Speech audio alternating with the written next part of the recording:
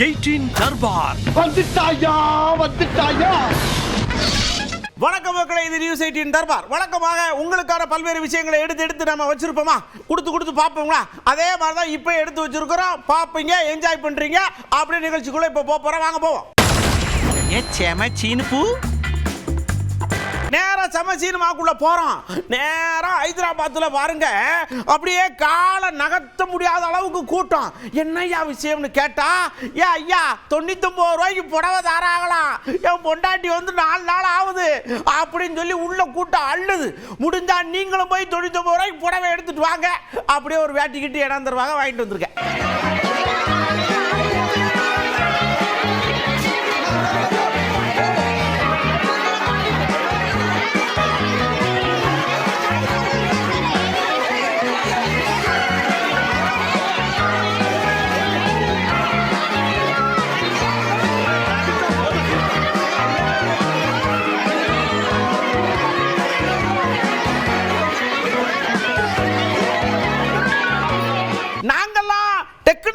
பயங்கரமான ஆட்கள், எங்களை மிஞ்சதுக்கு இந்த உலகத்துல யாருமே கிடையாதப்பா அப்படின்னு ஜப்பான்காரங்க பெருமை வீத்திக்கிறாங்கல்ல.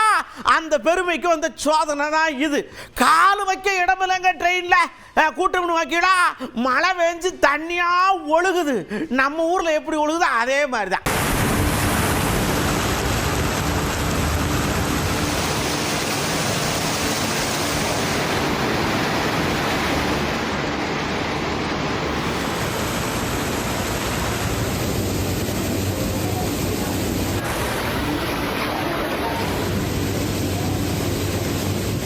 அடுத்து பாருங்க, நீங்க உள்ள சீட்டு பிரியா இருந்தாலும் நாங்க தொங்கத்தான் செய்வோம்னு ஒரு குரூப் தொங்குது. ஆனா இங்க இந்த ராமநாதத்துக்கு போயிருக்காங்க ஏதோ ஒரு விசேஷத்துக்கு. பஸ்ல மிஞ்சி போனா ஒரு 50-60 பேர் ஏறலாமா? 150 பேர் ஏறினா என்னையா செய்ய? டிரைவரே நின்றுக்கிட்டு தான் இப்படி ஓட்டுறாரு. அந்த அளவுக்கு கூட்டம் தொங்கிட்டு போகுது. இந்த பஸ்ஸை விட்டா வேற பஸ்ஸே இல்லாத மாதிரி.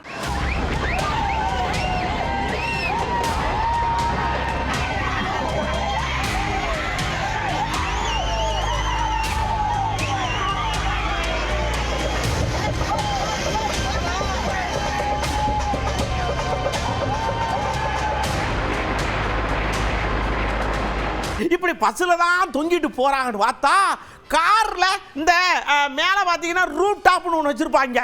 அதுல ஏறி மண்டையை கட்டிட்டு புள்ள கடலை அப்படி கையை நீட்டிட்டு வரும். ஆனா இவங்க இந்த சன்னல் வழி மண்டையை ஏற்றி போயிட்டு கத்திட்டே வந்து கடைசியில் ஒருத்தர் குப்பரை விழுந்து, நல்ல வேலை உசுரிச்சாதம் இல்லை, ஆனா மூக்குல சரட்டுன்னு லேசா கோடு வாங்கியிருக்குன்னு நினைக்கிறேன்.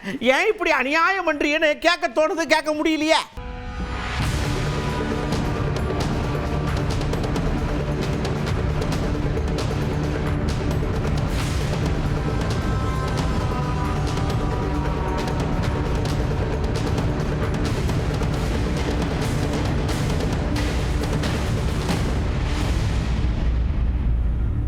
அப்படியே நேரம் தைலாவரத்துக்கு போறோம். எல்லாம் கச்சமச்சாங்க.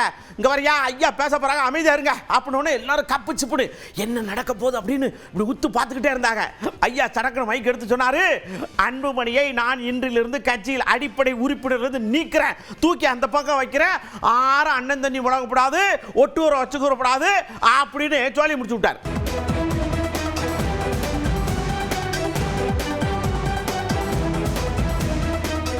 மருத்துவர் அன்புமணி அவர்களை பாட்டாளி மக்கள் கட்சியின் செயல் தலைவர் பதவியிலிருந்து நீக்குவது என்று முடிவு செய்து நீக்கப்படுகிறார். மேலும் கட்சியின் எதிர்கால வளர்ச்சிக்கு அவருடைய நடவடிக்கை மற்றும் போக்கு மிகப்பெரிய குந்தகம் விளைவிக்கும் செயலாக உள்ளதால் பாட்டாளி மக்கள் கட்சியின் அடிப்படை உறுப்பினர் பொறுப்பிலிருந்து அவரை உடனடியாக நீக்குவது என்று முடிவு செய்து கட்சியின் அடிப்படை உறுப்பினர் பொறுப்பிலிருந்து எந்த நிமிடம் முதல் அவர் நீக்கப்படுகிறார். ஐயா ஏன்யா இப்படி சடக்குன்னு தூக்கி வெளியில ஓட்டிய அப்படின்னு எல்லாரும் கொஞ்சம் கேட்டாங்க. இங்க வரீங்கயா, நான் 2 வாட்டி நோட்டீஸ் விட்டேன். நோட்டீஸ் விட்டதுக்காக நீங்க என்ன செஞ்சிருக்கணும், வண்டியை போட்டுட்டு சரண் வீட்டுக்கு வந்து நடந்து வச்சு மன்னிச்சுக்கோங்கன்னு ஒரு வார்த்தை பேசணும், இல்ல போன போட்டாது பேசணும், இல்ல யாரை விட்டாது பேசணும். ஒண்ணுமே இல்லாம கிணத்துல ஓட்ட கல்லு மாதிரி கிடந்தா அப்புறம் எனக்கு நான் என்ன மரியாதை, அதனாலதான் பண்ணி விட்டேன் அப்படின்ட்டார்.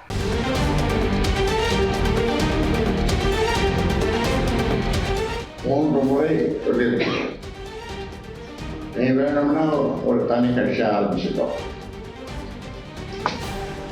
இப்பொழுது சொல்லுகிறேன், நீ ஒரு தனி கட்சி ஆரம்பிச்சுக்கோ. இது ஒரு தனி மனிதன் ராமதாஸ் ஆரம்பித்த கட்சி. அதனால இதில் உரிமை கொண்டாட யாருக்கும் உரிமை இல்லை. அது பிள்ளையாக இருந்தாலும் அது மற்றவர்களாக இருந்தாலும் இது உரிமை கொண்டாட முடியாது. ஆக கட்சி விதிகளின்படி 2 முறை அவருக்கு கடிதங்கள் அனுப்பிய ஒழுங்கு நடவடிக்கை குழு 2 முறை கூடி விவாதித்தது. எந்த பதிலும் அனுப்பவில்லை. கடிதத்தை மட்டும் வாங்கிக் கொண்டார்கள். அது பதில் எதுவும் சொல்லவில்லை, அனுப்பவில்லை, நேரிலும் வரவில்லை, தொலைபேசியிலும் பேசவில்லை. அதனாலே வேறு வழியின்றி நாங்கள் இந்த முடிவை எடுக்க வேண்டிய ஒரு நிலைமை. ஐயோ, இப்படி ஐயா பெரிய ஐயா சின்ன ஐயாவை தூக்கி போட்டாங்களே, அவர்கிட்ட போய் கேட்போம் அப்படின்னு சொல்லிட்டு சரன்னு போய் ஐயா இந்த மாதிரி உங்களை கட்சி விட்டு நீக்கி விட்டாங்களாமே அப்படின்னு சொன்ன உடனே இங்க வருங்க, இதை விட எனக்கு ஏகப்பட்ட வேலைகள் இருக்கு, முக்கியமான வேலை இருக்கு, நான் அதை நோக்கி போய்கிட்டு இருக்கேன். நம்ம பால் இருக்கார்ல, உங்களுக்கு விழா வரைய மேல இருந்து கீழே வரைக்கும் விளக்கி சொல்லுவாரு, எப்ப சொல்லுப்பா அப்படின்ட்டு அவர் அனுப்பிட்டார். எங்களுடைய செய்தி தொடர்பாளர் வழக்கறிஞர் பாலு அவர்கள் சென்னையிலே இது சம்பந்தமாக ஒரு பேட்டி விரைவில் கொடுக்க இருக்கின்றார். இன்னும் சில நிமிடங்களில் கொடுக்க இருக்கின்றார். எல்லா கேள்வியிலும் அவர் பதில் அளிப்பார். இதைவிட முக்கியமான வேலை எனக்கு இருக்கிறது. பாலையா சொல்லுங்க அப்படின்னு அப்படி அவர் புன்னகை பூத்த முகமாக நிற்காரு. ஐயா கட்சியை விட்டு தூக்கிட்டான்றா, நீங்க சிரிச்சுக்கிட்டே இருக்கேன்டா. இங்கே வருங்க, பெரியய்யா தான், அதில் எந்த மாற்று கருத்தும் கிடையாது. ஆனால் அவங்களுக்கு எங்களை தூக்க முடியாது. ஏன்னா நாங்கள் அவங்கள தூக்கி ரொம்ப நாள் ஆச்சு. இது ஐயாவுக்கு தெரியுமா என்னன்னு கூட தெரியல. என்னையா இது புதுசாக குழப்பமாக இருக்கு அப்படின்னு கேட்டால் அதுக்குன்னு சிரிக்காருங்க. பாட்டாளி மக்கள் கட்சியினுடைய விதிகளின்படி, கட்சி சட்டத்தின்படி கட்சியினுடைய நிர்வாக பணிகளை, கட்சியினுடைய பணிகளை மேற்கொள்ளக்கூடிய அதிகாரம் என்பது பொதுக்குழுவால் தேர்ந்தெடுக்கப்பட்ட தலைவர், செயலாளர், பொருளாளருக்கு மட்டுமே வழங்கப்பட்டிருக்கிறது. மீண்டும் சொல்லுகிறேன், கட்சியினுடைய விதிகளின்படி கட்சியினுடைய நிறுவனருக்கு நிர்வாக பணிகளை மேற்கொள்ளக்கூடிய அதிகாரம் என்பது வழங்கப்படவில்லை. பதவி நீக்கம் செய்வது, கூட்டங்கள் நடத்துவது, எந்த முடிவுகளாக இருந்தாலும் பொதுக்குழுவால் தேர்ந்தெடுக்கப்பட்ட கட்சியினுடைய தலைவருக்கு மட்டுமே அதிகாரம் இருக்கிறது. எனவே இன்றைக்கு மருத்துவர் ஐயா அவர்கள் வெளியிட்டிருக்கக்கூடிய அறிவிப்பு என்பது கட்சி விதிகளுக்கு எதிரானது. பாட்டாளி மக்கள் கட்சியை எந்த விதத்திலும் ஐயா அவருடைய அறிவிப்பு என்பது கட்டுப்படுத்தாது. தேர்தல் ஆணையம் முறையாக எங்களுக்கு தலைவர், செயலாளர், பொருளாளருக்கான அந்த பதவியை அங்கீகாரம் செய்து அதனுடைய பதவி காலத்தை அடுத்த ஆண்டு 2026 வரை நீட்டித்திருக்கிறார்கள். எனவே அந்த அடிப்படையில் ஐயா அவர்களுடைய அறிவிப்பு என்பது கட்சியினுடைய பாட்டாளி மக்கள் கட்சியை எந்த விதத்திலும் கட்டுப்படுத்தாது. அப்படியே இவர் சிரிச்ச முகமா பேசிக்கிட்டு இருந்தா அங்க சும்மா இருப்பாங்களா? அங்க இருந்து ஒரு கருப்பு கோட்டு போட்ட ஒரு வக்கீல் வந்தாரு. இங்க பாருங்க, பாலு ஐயாவுக்கு மட்டும்தான் சட்டம் தெரியும்னு நினைக்கப்படாது. நாங்களும் சட்டத்தை படிச்சிருக்கோம். எங்க ஐயாவுக்கு பக்கபலமா நிற்போம். நாங்க ஆரம்பிச்ச கட்சியில நீங்க வந்து இருந்துகிட்டு என்ன வேணாலும் பேசுவீங்களா? எங்களுக்கும் சட்ட திட்டம் தெரியும் அப்படின்ட்டார்லா. ஐயா தான் தலைவர் என்று சொல்லியிருக்காங்க. பொதுக்குழுவில் தீர்மானம் போட்டு அதை ஏகோபித்த ஆதரவோடு நாங்கள் அதை நிறைவேற்றியிருக்கிறோம். ஐயா தலைவராக இருக்கிறார். நாங்கள் ஒரு கட்சி அங்கே வந்து தமிழ்நாட்டில் இயங்கிட்டு இருக்கோம். தேர்தல் ஆணையம் இதில் தலையிட வேண்டிய அவசியம் கிடையாது. தேர்தல் ஆணையம் அங்கீகரிக்கப்பட்ட கட்சியில் தான் கட்சியினுடைய விஷயத்தில் தான் தலையிட முடியுமே தவிர இதில் நீ தான் தலைவராக இருக்கணும், நீ தான் பொதுச் செயலாளராக இருக்கணும், நீ தான் பொருளாளராக இருக்கணும்னு தேர்தல் ஆணையம் சொல்கிறதுக்கு இங்கே அவங்களுக்கு எந்த உரிமையும் கிடையாது. வழக்கில் எங்களுடைய சின்னம் தேர்தல் ஆணையம் வந்து சின்னத்தை வந்து சுயேட்சைன்ற லெவலில் தான் எங்களை பார்ப்பாங்க, அங்கீகரிக்கப்படாத கட்சின்ற முறையில். அதனால் ஒரு சின்னத்துக்கு ரெண்டு பேரோ இல்லை 3 பேரோ போட்டிடுறாங்கன்னா அந்த சின்னத்தை முடக்கி வைக்கிறதுக்கான அதிகாரம் அதை யாருக்கு கொடுக்கணுங்கிறதான அதிகாரம் வந்து தேர்தல் ஆணையத்துக்கு உண்டு. அப்படி ஏதாவது எங்களுக்கு மீறி அதை இன்னொருத்தருக்கு அந்த சின்னத்தை கொடுக்குறாங்க, இன்னொருத்தருக்கு அந்த சின்னத்தை கொடுக்குறாங்க அப்படின்னா அப்போ நாங்கள் நீதிமன்றத்தில் சென்று அந்த சின்னம் எங்களுக்கு தான் உரியது அப்படின்றத நிலைநாட்டுவோம்னு சொல்லிக்கிறேன்.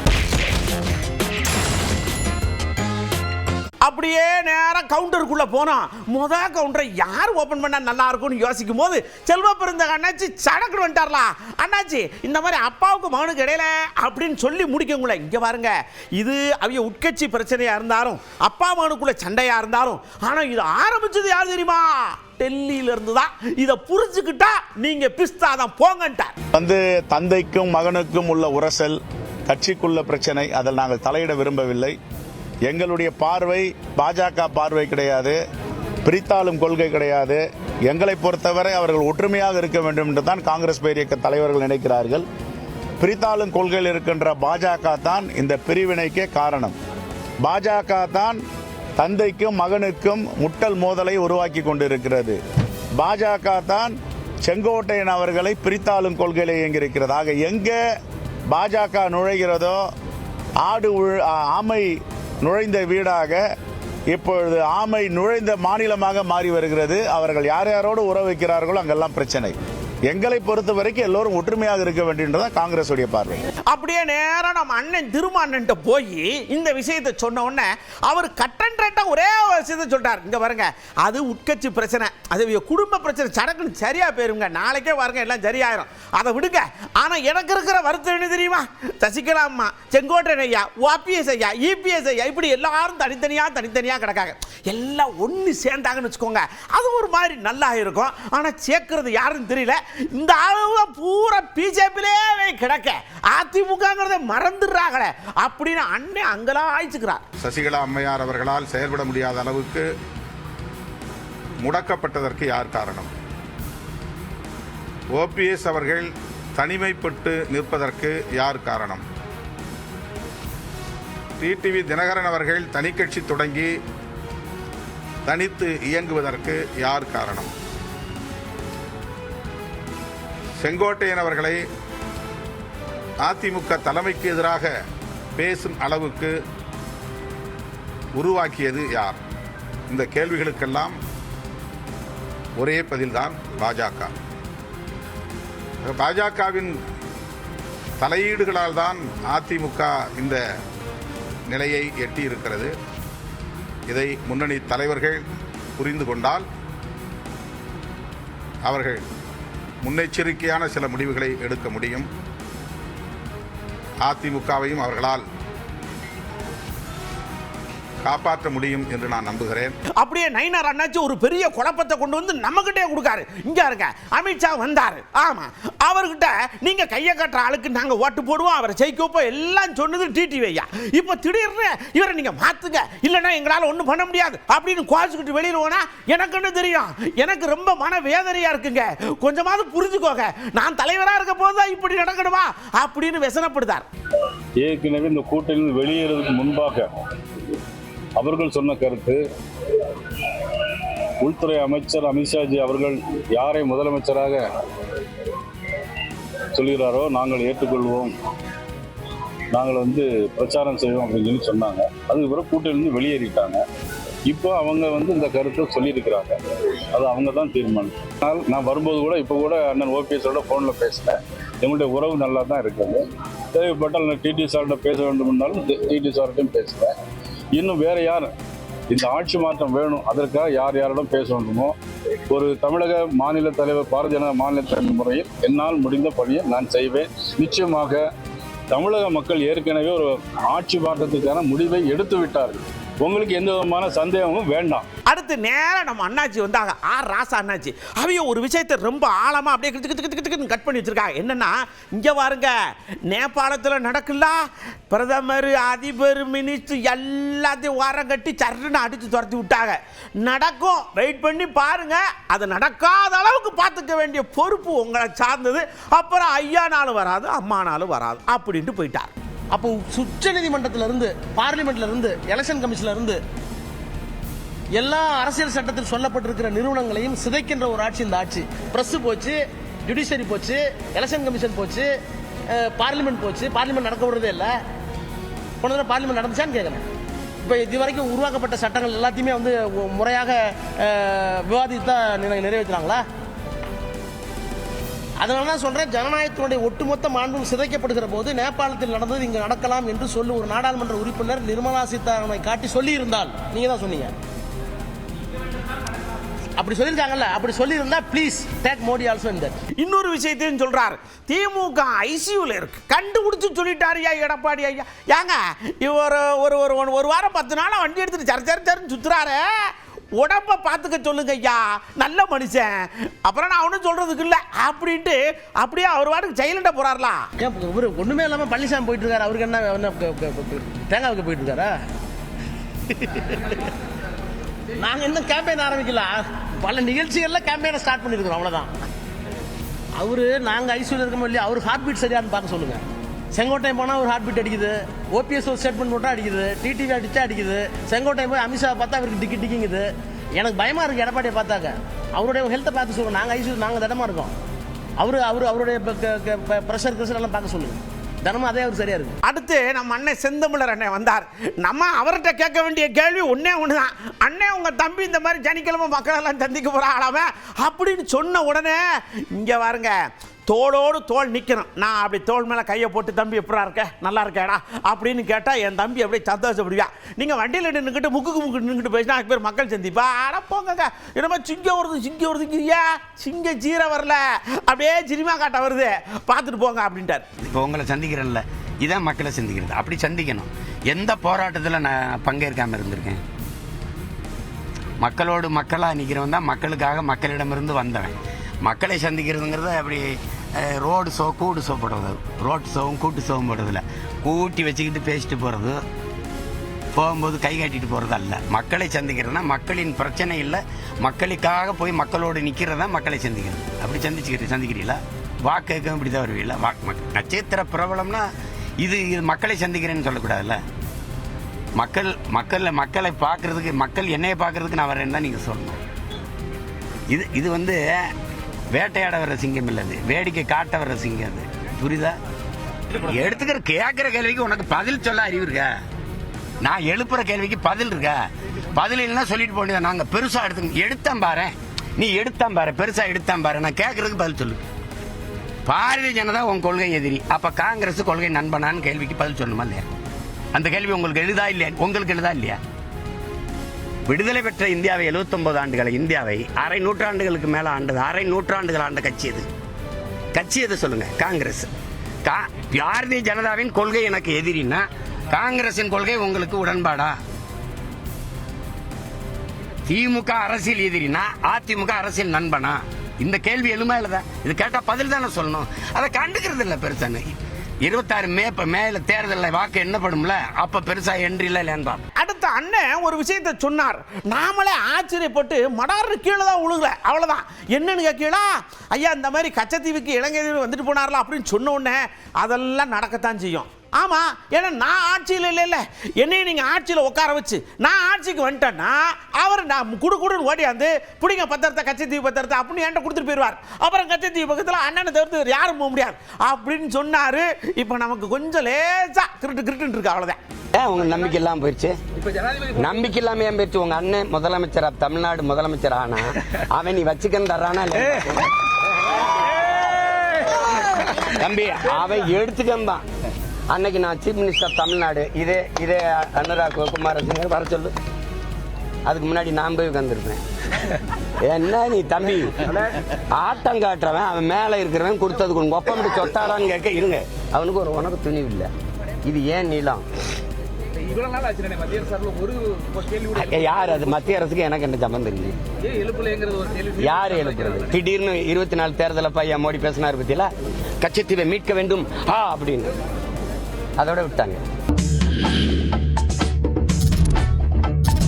அடுத்து அவன் சொர்க்கத்துக்குள்ள சொங்கின்னு போறான். ஏன் போறான்? ஏன்னா சொர்க்கத்தை பார்க்கணும்ல, சகோதரத்துவம் இருக்குல்ல. அதே மாதிரி தான் சீர்வரிசை கொண்டு போறதுலையும் அங்க சொர்க்கம் இருக்கு. வேளாங்கண்ணியில் அப்படித்தான் ஒரு கோயில் கும்பாபிஷேகம். இஸ்லாமிய பெருமக்கள் பூரா எல்லாத்தையும் எடுத்துட்டு போறாங்க. யோ, நாங்க சீர் கொடுக்காம நீங்க எப்படியா கும்பாபிஷேகம் நடத்தியா அப்படின்ற மாதிரி. பார்க்க நல்லா இருக்கு, சீரை வாங்கிட்டு சொர்க்கத்தை எல்லாருக்கும் காட்டுங்க.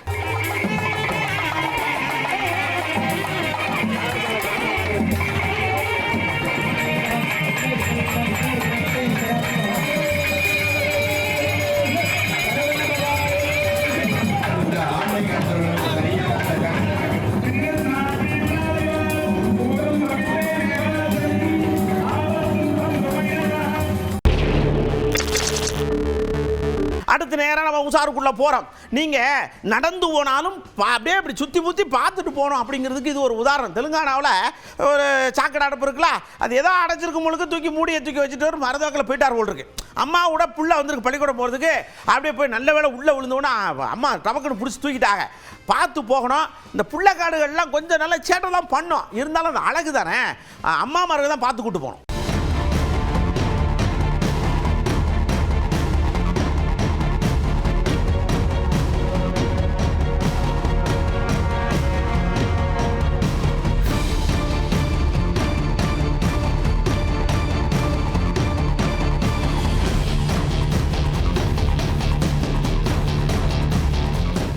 டூ வீலரில் போகிறவங்களாம் சொன்னோடையே கேட்க மாட்டேன்னு எழுதி கொடுத்துட்டு வருவீங்களோ பாருங்க. இப்படிதான் ஒருத்தர் ஸ்கூட்டியில் சர்ன்னு போயிருக்கார். ஏன் வளையும் போது முன்னாடி வண்டி வருது, பின்னாடி வண்டி வருது, எல்லாம் பார்க்கணும்ல.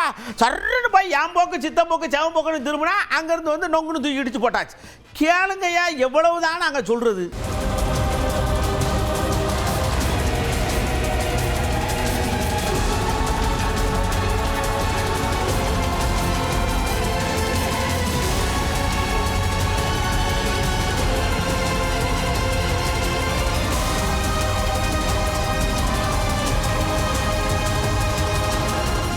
அதாவதுங்க, நீங்கள் தப்பு பண்ணால் வீட்டில் கண்டிக்கணும். வீட்டில் கண்டிக்கலைன்னா போலீஸ்காரங்க கண்டிப்பாங்க. போலீஸ்காரங்களையும் நீங்கள் சேட்டை வேணா நொங்க கழட்டுறது தான். இப்படி தான் பாருங்க, ஸ்டேஷனில் கூட்டு போய் விசாரிக்க கூட்டு போயிருக்காங்க. அது சொந்தக்கார பூரா வந்து ஸ்டேஷன்லேயே அளப்பறையை கொடுத்துருக்காங்க. எல்லாரையும் வச்சு இவ்வளோ நீல லட்டியை வச்சு லேசாக அளந்து உட்கார வச்சுருக்காங்க. எல்லாம் முட்டியை பிடிச்சிட்டு உட்காந்துருக்காங்க. தேவையா இது?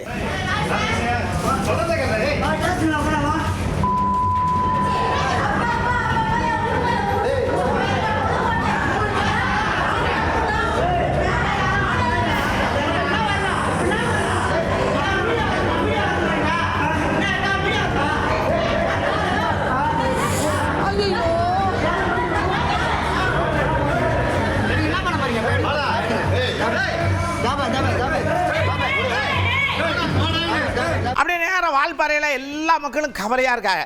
என்ன யார் ரோட்டில் வண்டி ஓட்ட முடியல. இந்த யானைக்காடு கூட ராத்திரி யானை சடக்கு ரோட்டுக்கு வந்துடுது.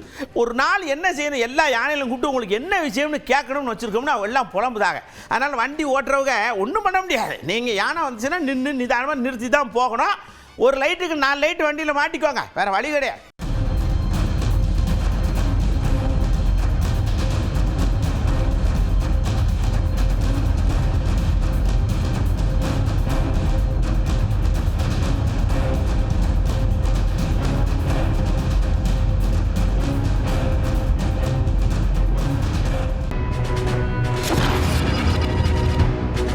அப்படியே கூடியிருக்கிற மக்களை கூப்பிட்டு, இங்கே பாருங்க, இப்போ உங்கள் ஏரியாவில் கனிம வளம் இருக்குது. இந்த கனிம வளத்தை தோண்டி எடுக்க போகிறோம்.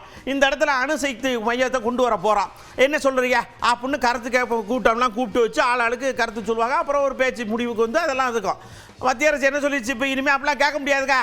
இந்த இடத்துல தோண்டணும்னா நாங்கள் கொஞ்சம் தோண்டுவான், உங்களெல்லாம் அங்கிட்ட தூக்கி அடிக்கணும்னா தூக்கி அடிச்சிருவான் அப்படின்னு சொல்லியிருக்காங்க. இதை பற்றி நீங்கள் என்ன நினைக்கிறீங்க தான் கேட்டோம். மக்க முடிச்சதெல்லாம் பொங்குறா இல்லையா?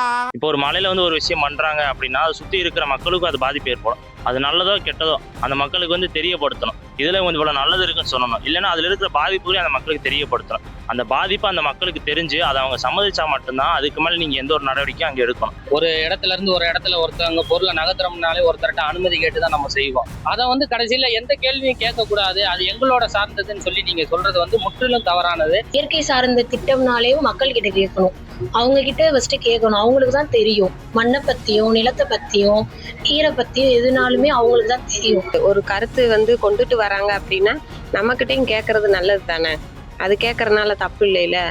அப்பதானே எங்களுக்கும் என்னென்ன திட்டம் கொண்டு வந்திருக்காங்கன்றது தெரிய வரும். இப்போ பரந்தூர்லேயே விமான நிலையம் வருது, அங்கே கருத்து கேட்டு தான் விமான நிலையத்தை அமைக்கிறதுக்காக பேச்சுவார்த்தை நடக்குது. ஆட்சி முடிஞ்சிச்சுன்னா அடுத்த ஆட்சியில் வேற வேறத்தவங்க வருவாங்க. ஆனால் இங்கே மக்கள் நம்ம மட்டும்தான் இங்கே பாதிக்கப்படுறோம். அப்போ ஓட்டு போடுறதுக்கு மட்டும்தான் 5 வருஷ காலங்களில் எங்களை வந்து நீங்க வந்து கேட்குறீங்க. மற்றபடி வந்து எந்த ஒரு அனுமதியும் உங்களை கேட்டு நாங்கள் செய்யணும்ன்றது அவசியம் இல்லைன்னு சொல்றீங்க. இது முற்றிலும் தவறானது. இந்திய அரசியலமைப்பு தான் சொல்கிறது, எந்த ஒரு திட்டத்தை நீங்க சொன்னாலும் தொடங்கப்பட்டாலும் நீங்க அரசியலமைப்பு மூலமாக தான் தொடங்கப்பட வேண்டும். மக்களிடம் கருத்து என்பது கேட்கப்பட வேண்டும். மக்களோட விருப்பம் இல்லாமல் நீங்கள் கட்டாயப்படுத்தி எந்த ஒரு விஷயத்தையுமே மக்களுக்கு எதிராக வந்து பண்ணாதீங்க, பண்ணக்கூடாது. சூழல் பாதுகாப்பு சட்டத்தோட ஒரு பகுதி தான் மக்கள் கருத்து கணிப்பு கேட்க வேண்டும் என்ற அந்த சட்டத்தின் ஒரு ஷரத்து. அந்த ஷரத்தை மத்திய அரசு தனது உத்தரவின் மூலம் மீற துடிப்பது அது ஒரு வகையான சட்ட மீறல். மத்திய அரசு வந்து இது செய்வது வந்து ஏற்புடையதாக இருக்காது. அந்தந்த பகுதி மக்கள்கிட்ட கேட்டு தான் முடியும். ஒவ்வொரு மலையும் தனியாருக்கு விற்கப்படும். இன்று பார்த்தீங்கன்னா வயலும் வயல் சார்ந்த இடமா இருக்கிற எல்லா பகுதியிலையும் தோண்டி எடுக்கப்பட்டு எல்லா மீத்தேன் ஈத்தேன் எல்லாமே வந்து தோண்டி எடுக்கப்படும். நாளைக்கு நியூட்ரினோ திட்டம் நிறைவேற்றப்படும். இந்த விதத்தில் இது வந்து ஒரு நியாயமான ஒரு இதுன்ட்டு எனக்கு தெரியல. இதை வன்மையாக கண்டிக்கிறோம். மத்திய அரசு உடனடியாக இந்த திட்டத்தை வந்து மறுபரிசீலனை செய்யும். சார், இது வரைக்கும் நீங்கள் பார்த்த தர்பாரில் எல்லா விஷயங்களும் உங்களுக்கு பிடிச்சிருந்ததா? வழக்கம் போல் சொல்கிறது தான். நேற்று நான் வீட்டுக்கு போகும்போது பாருங்கள், ஒரு ஆட்டோவும் ஒரு பைக்கும் ராத்திரி இப்போ டமாறு ஒரு சத்தம், 2 பேரும் அந்த கரப்பாம்பூச்சி கவுத்துக்கு போட்ட மாதிரி கவுத்து கீழே விழுந்துட்டாங்க நடு ரோட்லங்க. ஐயோ, பார்க்க பரிதாபமாக இருந்துச்சு. நான் என்ன சொல்கிறேன், வண்டியை 40க்கு மேலே ஓட்டுறது தப்புன்னு தெரிஞ்சு இதை பண்ணால் உங்கள் வீட்டில் இருக்க ஆளுங்க எப்படி இருப்பாங்க யோசிச்சு பாருங்கள். வண்டியை கொஞ்சம் நிதானமாக ஓட்டுங்க. அடுத்த தர்பாரில் ஏகப்பட்ட விஷயத்தோடு நான் உங்களை சந்திக்கிறேன். அதுவரை உங்களிடம் அன்போடு விடைபெற்றுக் கொள்வது உங்கள் அன்பு நண்பன் எழில். வணக்க மக்களே. 18 தர்பார் வந்துட்டாயா